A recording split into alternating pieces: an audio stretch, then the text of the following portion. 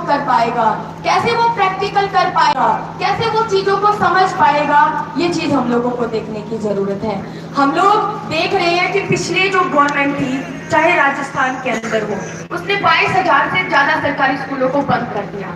और वो बंद करने का भी क्या था, ये कह के कि उसके अंदर टीचर्स नहीं है, या मतलब नामांकन उस विद्यालय के अंदर बहुत कम है, इसलिए हम लोग उसको बंद कर रहे हैं। इसी तरह अगर हरियाणा की बात की जाए, जहां से मैं बिलोंग करती हूँ, बेसिकली मैं कुरुक्षेत्र यूनिवर्सिटी के अंदर पढ़ती हूँ, जहां हम लोग लगातार संघर्षों के अंदर रहते हैं। वहां पर लगातार पिछले साल 1500 से ज्यादा स्कूल बंद कर दिए गए हैं। लगातार एजुकेशन के ऊपर फंड कट किया जा रहा है। जिस यूनिवर्सिटी के अंदर मैं पढ़ती हूँ, उस यूनिवर्सिटी को चलाने के लिए एक साल के अंदर 300 करोड़ की जरूरत होती है। तो वहां पे गवर्नमेंट क्या कर रही है, गवर्नमेंट सिर्फ 40% बजट दे रही है। बाकी जो बजट होता है वो कैसे न कैसे सेल्फ फाइनेंस के नाम पे कोर्सेज को ले जा रहे हैं, जिनके अंदर विद्यार्थियों से फीसें वसूल करके उनके द्वारा यूनिवर्सिटी को चलाया जा रहा है। और ये सिर्फ हरियाणा की बात नहीं है, ये पूरे देश के अंदर आज हम लोग देख रहे हैं ऐसा वातावरण है। दूसरा, जब विद्यार्थी अपने महाविद्यालय के अंदर इस बात के लिए लड़ता है कि मेरे कॉलेज के अंदर टीचर होने चाहिए, इक्विपमेंट होने चाहिए, बैठने के लिए बेंचेस होने चाहिए, चौक दस्तर सब होने चाहिए, उसी टाइम हम लोगों को बोला जाता है नहीं भाई, ये जो लड़ाई कर रहा है ये तो जाट है, ये राजपूत है, ये दलित की बातें कर रहे हैं, तो तुम लोग इस लड़ाई का हिस्सा नहीं है। उसी टाइम हम लोगों को बांटा जा रहा है धर्म के नाम पे, जाति के नाम पे। और हम लोग मतलब हमारी एजुकेशन का मतलब क्या है, हमारी एजुकेशन हम लोगों को अपना दिमाग खोलना सिखाती है, जो सिखाती है कि इस देश के अंदर जो भी है, जितने भी लोग हैं, चाहे वो किसी भी कास्ट से बिलोंग करते हो, चाहे वो किसी धर्म से बिलोंग करते हो, हम सब लोग एक हैं। सबको एजुकेशन मिलनी चाहिए। लेकिन उसी तरह से उस दूसरी तरफ हम लोगों को भटकाया जा रहा है, हम लोगों को बताया जा रहा है कि ये हिंदू है, ये मुसलमान है, ये हिंदू है तो ये मतलब बड़ा अच्छा है, इसको सब कुछ मिलना चाहिए। लेकिन अगर ये मुस्लिम है तो नहीं भाई, इनको तो पाकिस्तान चले जाना चाहिए। जब हम लोग बोल रहे हैं कि हमारी क्लास के अंदर इक्विपमेंट होने चाहिए, तो बोला जा रहा है तुम लोग तो देशद्रोही हो। जब हम लोग बोल रहे हैं कि हमारी यूनिवर्सिटी के अंदर प्रॉपर टीचर होने चाहिए, तब हम लोगों को बोला जा रहा है कि देशद्रोही है। अरे हम लोगों से आके पूछिए कि देशभक्ति होती क्या है। देशभक्ति देश के लोगों से जुड़ती है। देशभक्ति यहाँ के किसानों, मजदूरों, छात्राओं, महिलाओं, जब वो अपने आप को सुरक्षित महसूस करती है, जब किसान को इस देश के अंदर उसकी फसल का मिनिमम वेतन मिलता है, जब जो मजदूर है, जो मजदूरी करता है किसी कंपनी के अंदर, किसी कारखाने के अंदर, उसको उसकी मजदूरी टाइम पे मिलती है, उसको देशभक्ति कहते हैं। हम लोग उन लोगों को देना चाहते हैं कि देशभक्ति सीखनी है तो हम लोगों से सीखिए। दोस्तों, आज दूसरा, यहाँ पर बहुत सारी छात्राएं हैं हरियाणा के अंदर थोड़ा सा चीजें अलग है। वहां पर इलेक्शंस नहीं होते हैं, स्टूडेंट्स इलेक्शन। पिछले साल बीजेपी गवर्नमेंट ने एक ढकोसला किया है स्टूडेंट इलेक्शन करवाने का, लेकिन जो लोग भी इलेक्टेड होके आए हैं उनका अता पता कहीं नहीं है, उनको माना भी नहीं जा रहा कि वो इलेक्टेड स्टूडेंट को रिप्रेजेंट करेंगे। लेकिन उसी तरह वहां पे छात्राएं हरियाणा के अंदर लीडरशिप के अंदर है। ये चीज मुझे भी बहुत गर्व के साथ फील होती है कि जिस ऑर्गेनाइजेशन से मैं बिलोंग करती हूँ, SFI student federation of India organisation से, जिस ऑर्गेनाइजेशन से मैं बिलोंग करती हूँ, उसके अंदर छात्राएं भी उतनी मजबूती के साथ अपने अधिकारों की लड़ाई लड़ रही है जितने की छात्र लड़ रहे हैं। और ये उम्मीद राजस्थान के अंदर जहाँ पर स्टूडेंट इलेक्शन होते हैं, वहां पर हम लोगों के पास एक अपॉर्चुनिटी होती है, क्योंकि राजस्थान के अंदर जब भी इलेक्शन होते हैं उसके अंदर छात्राएं भी मौजूद होती है, छात्राएं भी इलेक्शन लड़ती हैं। तो मैं सिर्फ ये कहना चाहती हूँ कि छात्राएं सिर्फ इलेक्शन तक नहीं, जिम्मेदारी लोगों को इलेक्शन के लिए खड़ा कर दिया जाता है। उसके अलावा हम लोगों को अपने अधिकारों के लिए बोलना पड़ेगा। हम सिर्फ एक फेस बन के नहीं रहना चाहते।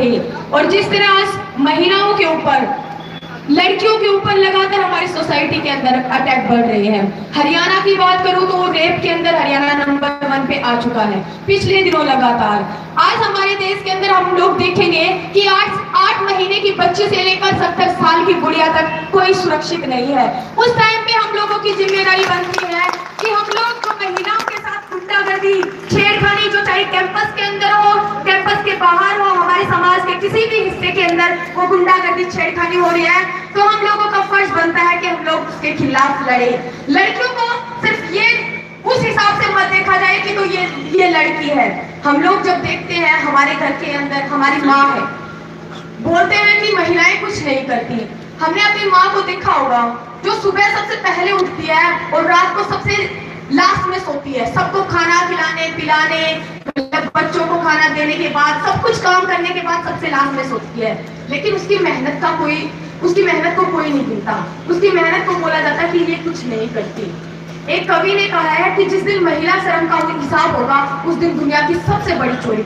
आज लड़कियों के सामने जब हम लोग सिखाया जाता है, मैं भी आप जैसी लड़कियों में से हूँ, कुछ अलग प्रकार का मुझे वातावरण या ये बोल सकते कि अलग प्रकार की चीजें नहीं मिली है। वही सारी चीजें हम लोग जो हरियाणा की सोसाइटी के अंदर है कि लड़कियों को तो ऐसे चलना चाहिए, लड़कियों को तो ऐसे खाना चाहिए, ये खाना चाहिए कि ये नहीं खाना चाहिए, क्या पहनना चाहिए, वो सारी तमाम चीजें की पाबंदी लगाई जाती है। वो हम लोगों को बोलना पड़ेगा कि मैं क्या खाऊंगी, क्या पहनूंगी, किसके साथ बैठूंगी, किसके साथ घूमूंगी, कहाँ जाऊंगी, ये कोई और तय नहीं करेगा, ये मैं खुद डिसाइड।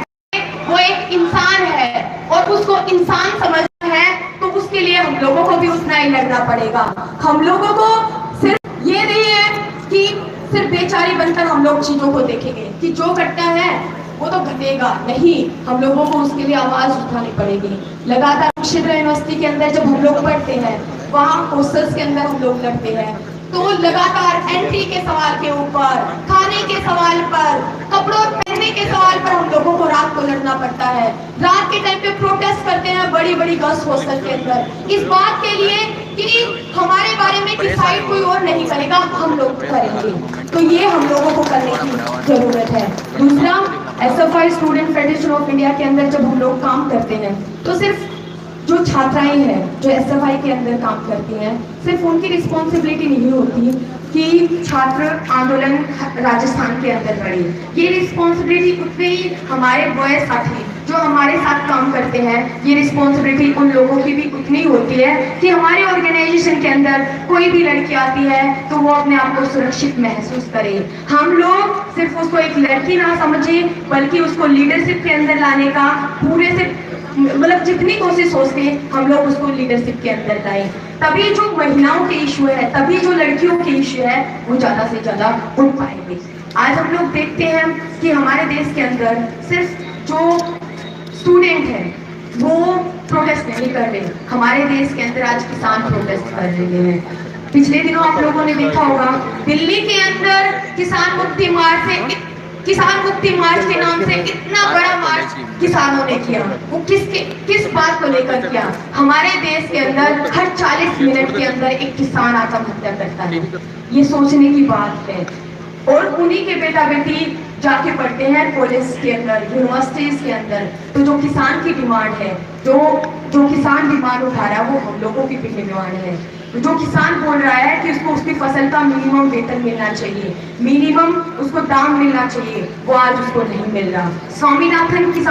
स्वामीनाथन आयोग की जो सिफारिशें हैं वो लागू नहीं की जा रही। वो जो संघर्ष है वो संघर्ष जितना किसानों का है उतना हमारा भी संघर्ष है।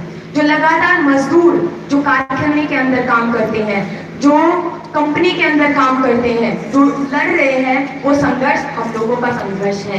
इसलिए सिर्फ स्टूडेंट्स तक हम लोग सीमित ना रहे, कि हम लोग सिर्फ हमारी लड़ाई यहाँ तक ना रहे कि हमारे कॉलेज के अंदर जो समस्याएं हैं वो सोल्व होनी चाहिए। हमारी लड़ाई हमारे महाविद्यालय से निकलकर बाहर निकलनी चाहिए। जो विद्यार्थी पढ़ नहीं पा रहा उसको स्कूल के अंदर, उसको महाविद्यालय के अंदर लाने की जिम्मेदारी भी हमारी होगी। और इसी उम्मीद के साथ मैं अपनी बात खत्म करूंगी, ये बात कहते हुए कि जो सफेद झंडा हम लोग पकड़े हुए हैं, जिसके ऊपर हमारा स्लोगन लिखा हुआ है इंडिपेंडेंस, डेमोक्रेसी, सोशलिज्म, और जिसके साथ हम लोग नारा देते हैं सबको शिक्षा सबको काम। इसके अलावा जितने भी नारे सफाई देती है वो सिर्फ नारे हैं। उन लोगों को जिंदा, उन सारी चीजों को जिंदा रखने के लिए हम लोगों को संघर्ष करना पड़ेगा।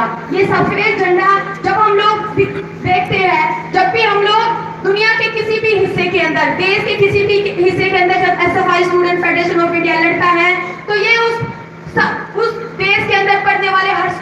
लड़ाई है और हर स्टूडेंट्स को जो इस महाविद्यालय के अंदर पढ़ता है उसको इस झंडे के नीचे लाना पड़ेगा, उसको बताना पड़ेगा कि हमारी समस्याएं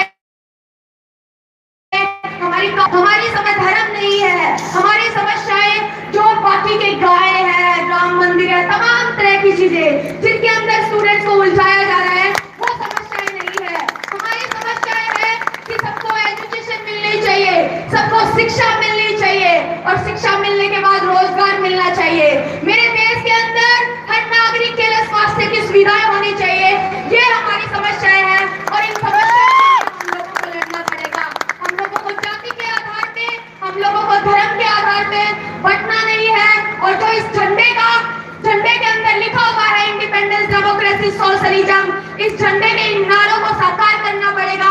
इसी के साथ मैं अपनी बात खत्म करती हूँ और उम्मीद करती हूँ कि राजस्थान के अंदर जो छात्र आंदोलन है, राजस्थान के अंदर जो स्टूडेंट्स लगातार अपनी लड़ाई को लड़ रहे हैं, वो इस झंडे के ऊपर लिखे हुए स्लोगन को साकार करेंगे। इंकलाब